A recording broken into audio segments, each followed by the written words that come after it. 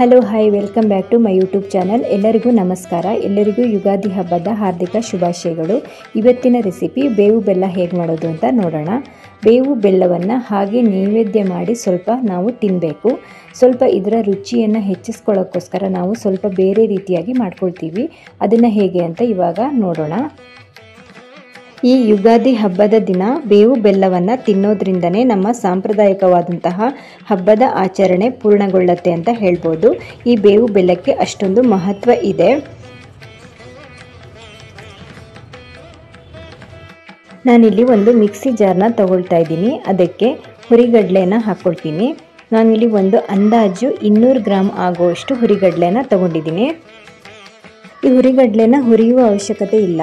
ಲೈಟಾಗಿ ನಾನು ಸ್ವಲ್ಪ ಬಿಸಿ ಮಾಡಿಕೊಂಡು ಆಮೇಲೆ ತಣ್ಣಗಾದ್ರ ಮೇಲೆ ಇದನ್ನು ಮಿಕ್ಸಿ ಜಾರ್ಗೆ ಹಾಕ್ಕೊಳ್ತಾ ಇದ್ದೀನಿ. ನಾನಿಲ್ಲಿ 2 ಸಲ ಮಿಕ್ಸಿಗೆ ಹಾಕ್ಕೊಳ್ತೀನಿ. ಹಾಗೆ ಇದಕ್ಕೆ ಒಂದು 4 ರಿಂದ 5 ಏಲಕ್ಕಿನ ಹಾಕ್ಕೊಳ್ತಾ ಇದ್ದೀನಿ. ಇದಕ್ಕೆ ಮುಖ್ಯವಾಗಿ ಬೇಕಾಗಿರುವಂಥದ್ದು ಬೇವಿನ ಎಲೆ ಮತ್ತು ಬೇವಿನ ಹೂವು. ನಾನು ಎರಡನ್ನೂ ಕೂಡ ಸ್ವಲ್ಪ ಯೂಸ್ ಮಾಡ್ಕೊಳ್ತೀನಿ. ಮಿಕ್ಸಿ ಜಾರಿಗೆ ನಾನು ಒಂದು 4 ರಿಂದ 5 ಬೇವಿನ ಎಲೆಗಳನ್ನು ಹಾಕ್ಕೊಳ್ತೀನಿ. ಈ ಥರ ಹಾಕ್ಕೊಳ್ಳೋದ್ರಿಂದ ಚೆನ್ನಾಗಿ ಇದು ಮಿಕ್ಸ್ ಆಗುತ್ತೆ, ಟೇಸ್ಟ್ ಕೂಡ ಚೆನ್ನಾಗಿರುತ್ತೆ. ಹಾಗೆ ಇದನ್ನು ಮಕ್ಕಳು ಕೂಡ ತಿಂತಾರಲ್ವ, ಹಾಗೆ ಬೇವಿನ ಎಲೆ ಕೊಟ್ಟರೆ ಮಕ್ಕಳು ತಿನ್ನೋಲ್ಲ.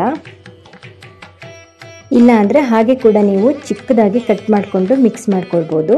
ನಾನಿಲ್ಲಿ ಮಿಕ್ಸಿ ಜಾರ್ಗೆ ಹಾಕ್ಕೊಳ್ತೀನಿ. ಇವಾಗ ಇದನ್ನು ನುಣ್ಣಗೆ ಪೌಡರ್ ಮಾಡ್ಕೊಳ್ಬೇಕು.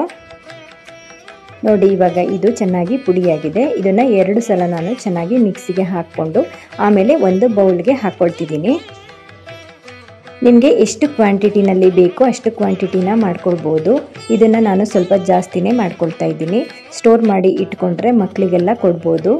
ಬೆಲ್ಲ ಹಾಕಿರೋದ್ರಿಂದ ಆರೋಗ್ಯಕ್ಕೂ ತುಂಬಾ ಒಳ್ಳೆಯದು. ಈ ಬೇವು ಬೆಲ್ಲ ಎರಡೂ ಕೂಡ ನಮ್ಮ ಆರೋಗ್ಯ ವರ್ಧನೆಗೆ ತುಂಬಾ ಸಹಕಾರಿಯಾಗಿದೆ. ನೋಡಿ, ನಾನಿಲ್ಲಿ ಇವಾಗ ಒಂದು ಬೌಲ್ ಆಗೋಷ್ಟು ಬೆಲ್ಲನ ಹಾಕ್ಕೊಳ್ತಾ ಇದ್ದೀನಿ. ಸ್ವಲ್ಪ ಕಡಿಮೆನೇ ಹಾಕ್ಕೊಳ್ತಾ ಇದ್ದೀನಿ. ಸ್ವೀಟ್ ಜಾಸ್ತಿ ಬೇಕು ಅನ್ನೋರು 1 ಬೌಲ್ ಫುಲ್ ಹಾಕ್ಕೊಳ್ಬೋದು.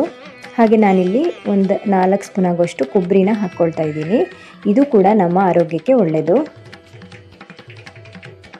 ಹಾಗೆ ಇದಕ್ಕೆ ಮುಖ್ಯವಾಗಿ ನಾನಿಲ್ಲಿ ಬೇವಿನ ಹೂಗಳನ್ನು ತೆಗೆದಿಟ್ಕೊಂಡಿದ್ದೀನಿ.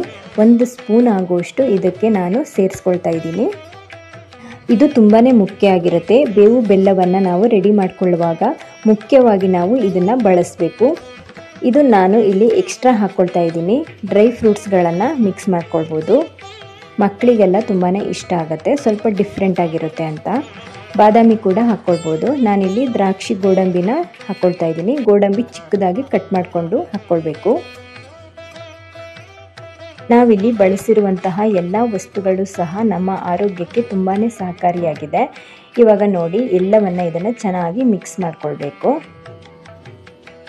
ಕ್ವಾಂಟಿಟಿನ ನೋಡಿಕೊಂಡು ನೀವು ಮಾಡ್ಕೊಳ್ಬೋದು. ನಾನಿಲ್ಲಿ ಸ್ವಲ್ಪ ಜಾಸ್ತಿ ಕ್ವಾಂಟಿಟಿನ ಮಾಡ್ಕೊಂಡಿದ್ದೀನಿ. ಸ್ವಲ್ಪ ಬೇಕಾದರೂ ಮಾಡ್ಕೊಳ್ಬೋದು.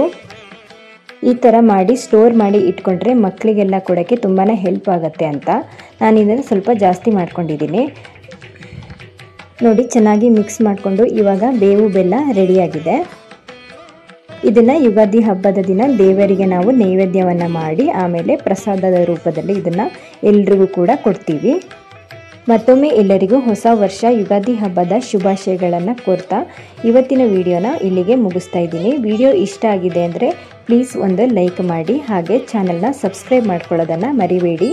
ಹಾಗೆ ನಿಮ್ಮ ಫ್ಯಾಮಿಲಿ ಫ್ರೆಂಡ್ಸ್ಗೆಲ್ಲ ವಿಡಿಯೋನ ಶೇರ್ ಮಾಡಿ. ಎಲ್ರಿಗೂ ಧನ್ಯವಾದಗಳು.